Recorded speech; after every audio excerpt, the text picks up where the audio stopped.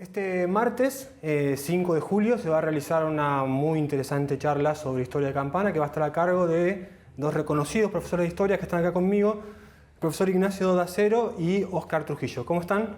Bien, muy bien. ¿Qué tal? ¿Cómo estás? Bueno, la charla entonces va a ser este martes 5 a las 18 horas, ¿verdad? Así es, en el Salón Blanco del Consejo Deliberante, En el Salón Blanco. en una actividad organizada entre el Consejo Deliberante y el profesorado en Historia del Instituto número 15, se va a llevar a cabo esta jornada que reúne por lo menos dos miradas acerca de la historia local, lo que sabemos y cómo lo enseñamos, o cómo pensar ambas cosas, ¿no? Cómo pensar el conocimiento histórico en la dimensión local y cómo pensar también las distintas formas de enseñanza. Sobre eso les quería preguntar por el título, ¿no?, de la charla, que es la historia de Campana y su enseñanza, perspectivas y abordajes didácticos. Esta segunda parte, perspectivas y abordajes didácticos, me imagino que tiene que ver una cuestión más pedagógica, más para el ámbito docente que la historia misma. Sí, nosotros, bueno, Oscar, ¿no?, es el especialista de alguna forma en historia local, ¿no?, y bueno, todos lo reconocen y lo conocen. La idea es siempre darle un enfoque didáctico en sentido de pensar que cuando uno hace historia la hace para alguien, ¿no?, y que nosotros la hacemos para los alumnos y para las alumnas.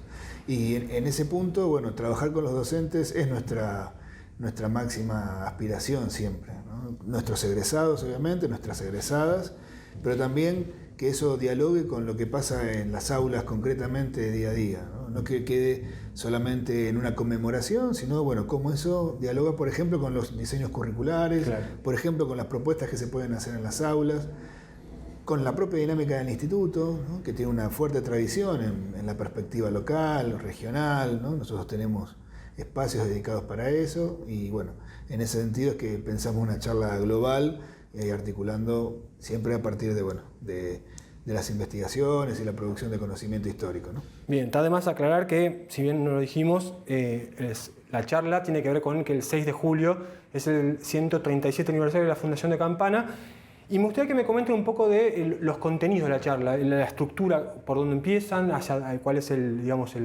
enfoque que van a llevar. La primera parte va a ser una intervención acerca de lo que sabemos, ¿no? En un diálogo fluido que planteamos en forma de panel con Ignacio, pensamos ir avanzando por ítems en la historia de Campana, por lo menos hasta mediados del siglo. Veremos seguramente si el auditorio después hace otros planteos, otras preguntas. Pensar en torno a los orígenes de Campana y en torno a lo que estamos celebrando. Lo que noté, Oscar, es que empiezan desde muy temprano en la historia. Sí. ¿Por qué? Porque nosotros creemos que la historia no empieza un 6 de julio de 1885, hay procesos previos muy anteriores que hablan de un poblamiento de muchos siglos atrás, claro, de aquel hecho fundacional, si lo queremos denominar así.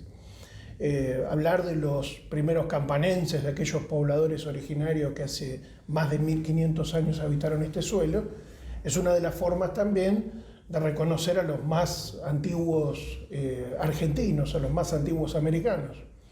Entre comillas, ¿no? Por supuesto, porque son categorías construidas muy posteriormente.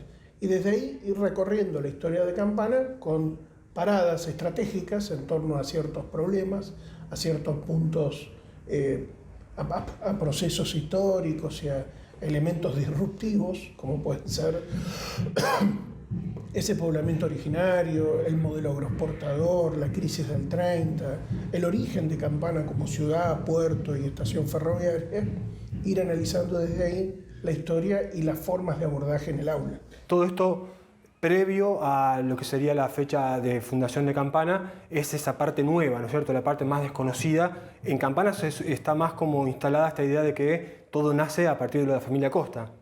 Sí, hay mucho para discutir al respecto. Pero también creo que sobre ese hecho fundacional hay mucho para analizar, ¿no? En principio porque vale la pena decirlo, nosotros hablamos siempre de actos fundacionales, la fundación de Campana, pero no hay un acto fundacional. Campana no tiene una fecha de fundación. Hay un loteo del pueblo, que es un acto inmobiliario, un negocio inmobiliario de la familia Costa, que se explica más por todo el contexto regional, por todo el contexto nacional, que por un corte de cintas. Exacto. Si vos querés un acto fundacional, lo tenés que buscar en La Plata. o en Buenos Aires, la Buenos Aires colonial, tiene un acto fundacional. Campana y la mayoría de los pueblos de la época del modelo agroexportador son negocios inmobiliarios. Lo que celebramos nosotros es la creación del partido de Campana. Pero claro, cuando le hablamos a los chicos en la escuela, le tenemos que explicar que cuando se crea el partido de Campana, el pueblo ya tenía 10 años. Claro. ¿No? Y que más, había habitantes mucho tiempo atrás. Pero quizá una clave muy importante, y esto seguramente lo desarrollaremos en la charla, tiene que ver con pensar la historia local tratando de romper esa lógica de lo excepcional, ¿no? Buscar en Campana el hecho curioso, el dato. La verdad que cuando uno analiza la historia local tiene que estudiarla desde lo local.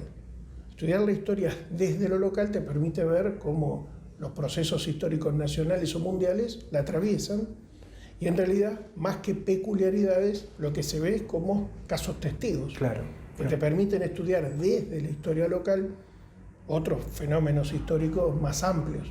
Si vos querés estudiar la Argentina moderna, la inmigración, el peronismo, si vos querés estudiar la represión de la última dictadura cívico-militar, Campana es un testigo. Un caso testigo, exacto. Y además pensar también la enseñanza en diálogo con lo cotidiano, ¿no? Y pensar que la historia también está en lo cotidiano.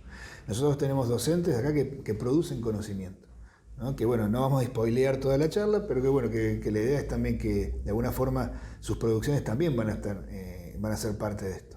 Entonces, en ese ámbito también pensar a la escuela como productora de conocimiento. Por un lado el instituto produce conocimiento y por otro lado también la escuela produce conocimiento. Y conocimiento histórico.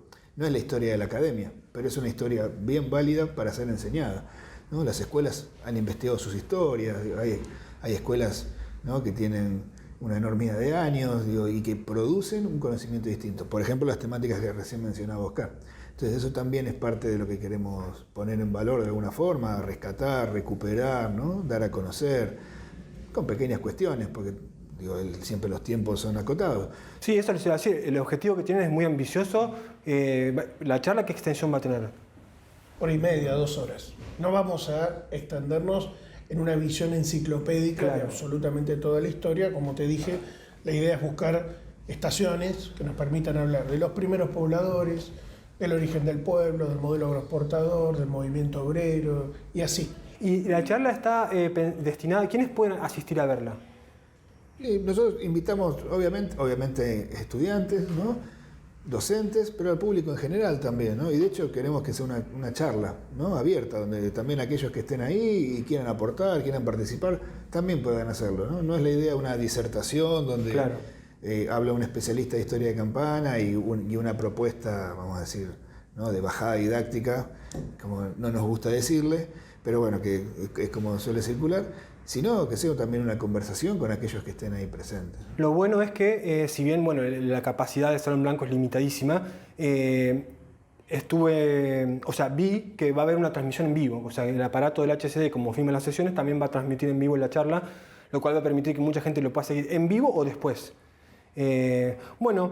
Entonces, repasemos, esto se va a hacer martes 5 de julio a las... Martes 5 de julio a las 18 horas en el Salón Blanco del Consejo Deliberante, pero para quienes no puedan asistir o quienes quieran poder compartirla después, el canal de YouTube del Consejo Deliberante lo va a transmitir y a grabar. Perfecto. Así que se va a poder apreciar después. Es muy interesante que esta actividad se haga además en ese recinto, porque es el recinto, creo, más representativo de la democracia local y más significativo también de aquel 6 de julio de 1885, con ese primer presidente de esa corporación municipal, Luis Costa, que fue además el primer intendente, aunque no electo, pero quien preside en su imagen el Salón Blanco. Y aparte está bueno la utilización del Salón Blanco para eventos de este nivel, ¿no?, esta categoría. Sí, que además, como bien decía Ignacio, quiere ser no un evento académico, sino un evento de divulgación. ¿Por qué? Porque la enseñanza de la historia tiene una pata muy importante en la difusión histórica.